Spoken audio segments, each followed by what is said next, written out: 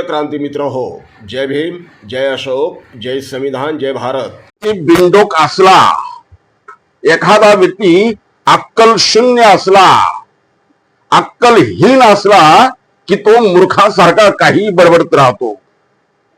कारण तो बिनडोक, त्या बिनडोकाला आपण काय बोलावं आणि काय बोलू नये याचे भान राहत नाही. याचे उदाहरण आपल्याला अनेक ठिकाणी रोजच्या रोज कुठं ना कुठं मिळत राहतात. अनेक मूर्खासारखं बडबडत राहतात.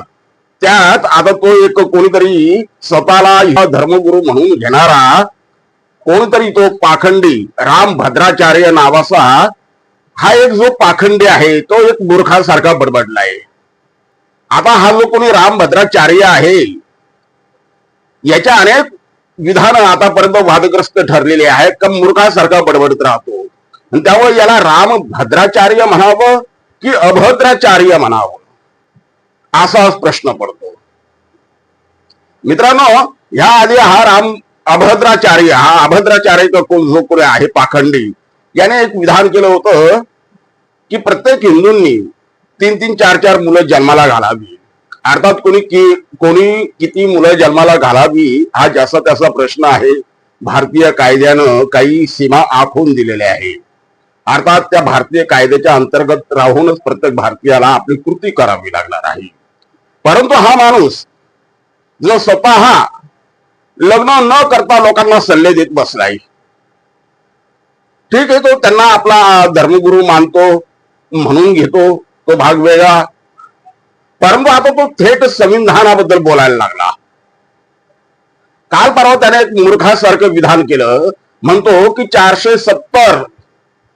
470 जागा निवडून आल्या लोकसभेमध्ये की भारताचे संविधान आम्ही बदलून टाकू.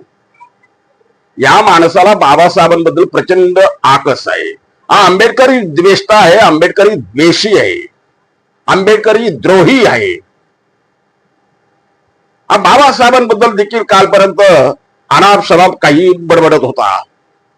बाबासाहेबांना संस्कृती येत नव्हती म्हणून बाबासाहेबांनी मनुस्मृती जाळली असा जावई शोध याने लावला.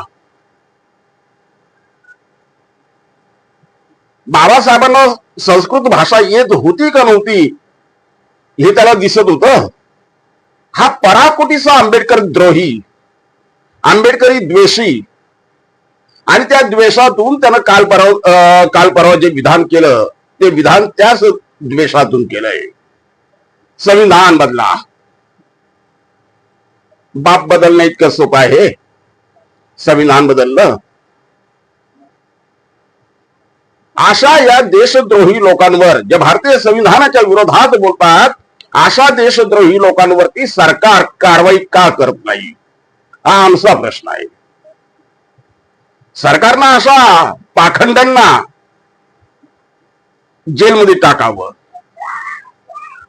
जे भारतीय जनतेला भारतीय संविधानाच्या विरुद्ध भडकावण्याचं काम करतात अशा संविधान द्रोह्यांना, खरं म्हणजे त्यांची जागा जेलमध्ये आहे, अशांना जेलमध्ये टाकावं.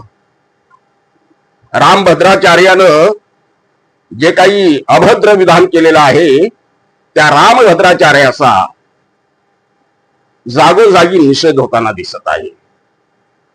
भारतीय जनता या रामभद्राचार्याच्या अभद्र विधानाचा निषेध करत आहे.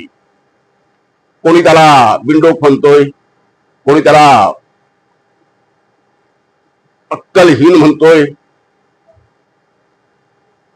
असो, रामभद्राचार्यासारख्या लोकांनी समाजामध्ये बोलताना जबाबदारीचं भान ठेवून बोलावं. आपण काय बोलतो, आपण काय बोलू नये याचे भान या लोकांनी ठेवलं पाहिजे. सामाजिक भान राखलं पाहिजे. असो, या रामभद्राचार्याला लवकरात लवकर सद्बुद्धी प्राप्त हो हीच तथागत चरणी प्रार्थना करतो. प्रिय क्रांती मित्र हो, भीम पॅंथर या आपल्या हक्काच्या यूट्यूब चॅनलला कृपया सबस्क्राईब करून आम्हाला विषमतावादी शक्तींच्या विरोधात लढण्यासाठी बळ द्या, शक्ती द्या, ऊर्जा द्या.